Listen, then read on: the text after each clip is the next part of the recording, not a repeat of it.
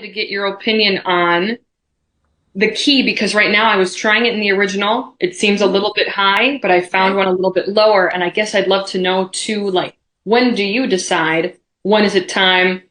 When do you want to give yourself a challenge of doing it at a higher key? And or when do you decide, oh, let's just take it down a whole step or whatever it is? Okay.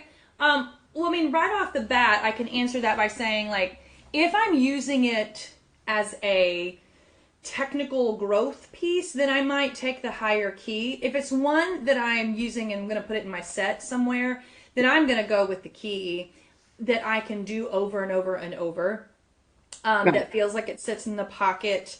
Because I think, as long as, a step's not really going to usually make that much of a difference. You will know if you've pulled it to the point where it doesn't quite get to the intensity that it did.